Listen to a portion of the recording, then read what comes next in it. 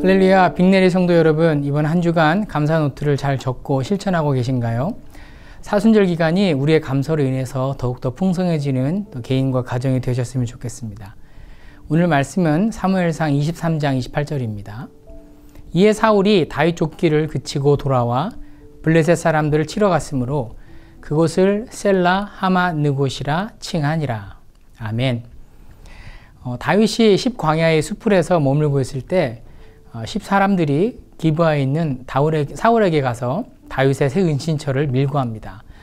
사울은 10사람들에게 다윗의 은신처를 정탐하고 정확하게 어디 숨었는지 직접 다윗이 그곳에 있는지 확인해 보고 그 다음에 와서 보고하라고 합니다.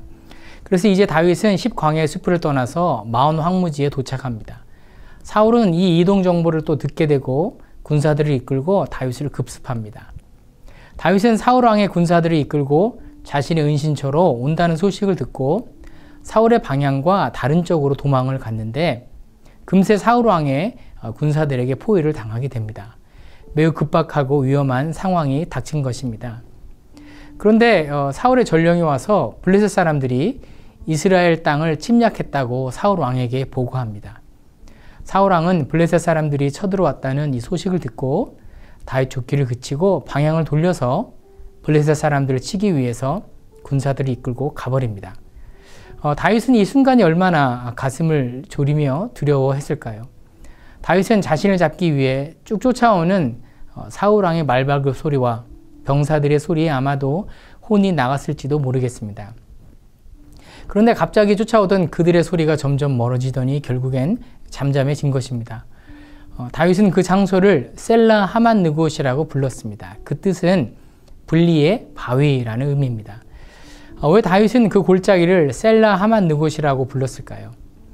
주석가들은 두 가지로 말을 합니다. 첫 번째는 하나님이 사울의 군사들과 다윗의 군사 사이를 나눴다. 또 둘째는 사울의 마음이 둘로 갈리어졌다라는 뜻으로 해석하죠.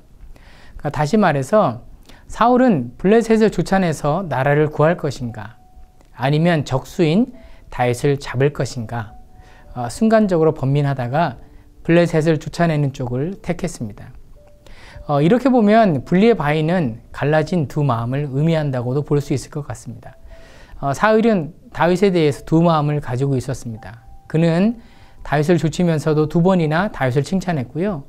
하나님이 다윗을 왕으로 세우실 것이라고 말했습니다.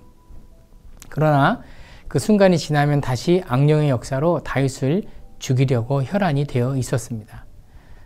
사울이 다윗에 대해 존중하는 마음은 하나님이 주신 마음이었고 다윗을 죽이려고 했던 마음은 악령이 준 마음이었습니다. 사울은 다윗을 쫓으면서 늘 이 두 마음에 시달렸습니다. 그렇다면 다윗에게는 이 셀라 하맛느곳은 어떤 곳일까요? 그곳은 다윗에게 가장 안신한 은신처였습니다.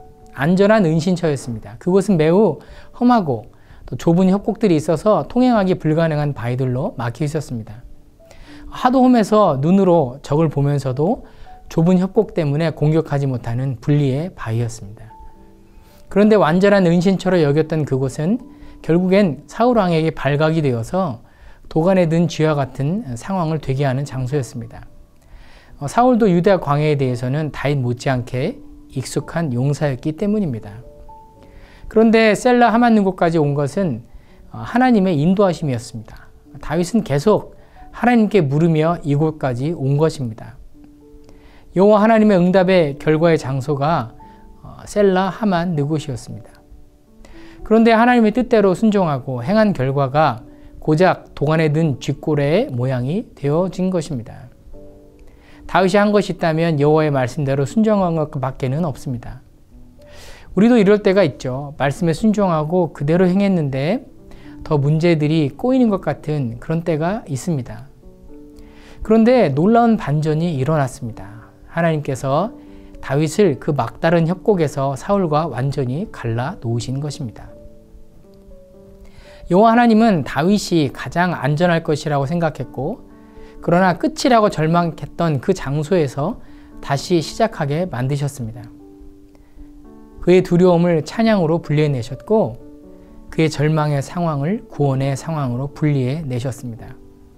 그래서 다윗에게 셀라 하만느곳은 끝에서 다시 시작하다라는 의미의 장소가 된 것입니다. 그곳에서 자신을 구해주신 하나님을 만난 곳입니다. 다윗은 언제든지 항상 어떤 상황에서도 또 평안할 때도 고난이 올 때도 심지어는 인생의 막다른 골목에서도 하나님의 말씀을 듣고 응답을 받았고 인간의 생각이나 감정을 하지 않고 오직 하나님만 철저하게 따랐던 사람입니다.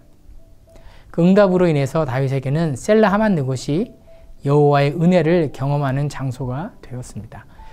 여호와 하나님의 인도하심을 따르며 한마음을 품은 다윗에게는 끝날 때까지 끝나는 것이 아니라는 기적을 만들어준 장소가 된 것입니다. 반면에 두 마음을 품고 악령과 성령 사이를 방황하는 사울에게는 패배의 장소가 된 것입니다. 성도 여러분, 그렇다면 우리들의 셀라 하만느곳은 어디입니까? 지금 고민과 갈등의 자리에 서 계십니까? 그곳에서 우리가 만약 하나님의 음성을 듣기 위해 애쓰고 하나님만 철저히 의지한다면 그 고통과 그 잠 못 이루는 칠흑 같은 그 어둠의 셀라 하만느곳이 우리를 하나님의 사람으로 단련하고 분리해내시는 은혜의 장소가 될 줄로 믿습니다. 오직 예수님을 닮아가고 성령 하나님과 동행하기 위해서 몸부림치시는 성도님들 되시기 바랍니다. 때로는 우리는 예수님을 믿고 하나님께 기도하며 말씀대로 산다고 하면서도 종종 내 자신의 계획과 나의 귀를 의지합니다. 이것이 최선이야 라고 생각하며 계획을 세울 때가 얼마나 많이 있습니까? 그러나 때로는 내가 계획하는 것이 나의 목을 그로 인해서 올가매기도 하고 오히려 궁지에 빠뜨리기도 합니다.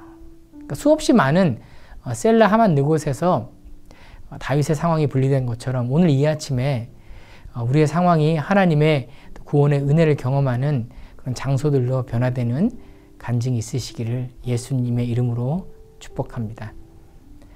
찬송가 가사가 생각이 납니다. 그 두려움이 변하여 내 기도 되었고 전날의 한숨 변하여 내 노래가 되었네. 주님을 찬송하면서 할렐루야 할렐루야 내 앞길 멀고 험해도 주님만 따라가리. 아멘. 오늘 목요일입니다. 우리가 같이 기도하는 기도문들이 있는데요. 크하하 우리 성경 건축을 넣고 같이 우리 기도합니다. 제가 같이 읽겠습니다.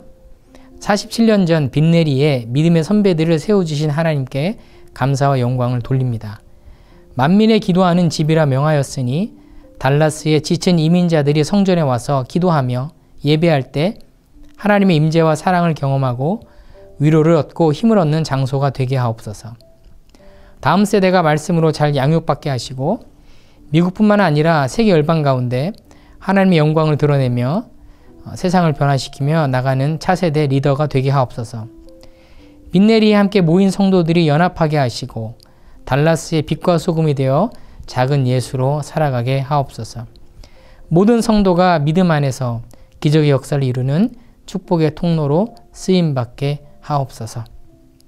또 그렇게 하실 하나님으로 인하여 미리 또 감사하는 이 아침이 됐으면 좋겠습니다. 함께 또 말씀을 위해서 기도하겠습니다. 하나님, 셀라 하만느곳이 어찌 보면 다윗에게는 위험한 장소가 되었으나 그가 하나님을 의뢰하고 의지하면서 그 셀라 하만느곳이 다시 시작하게 하는 또 하나님의 은혜를 경험하게 하는 그의 두려움을 찬송으로 분리해내고 그의 답답했던 상황을 또 구원의 상황으로 분리해내는 장소가 되었던 것을 보았습니다. 하나님, 우리 삶 속에서도 셀라 하만느곳이 무척 많습니다.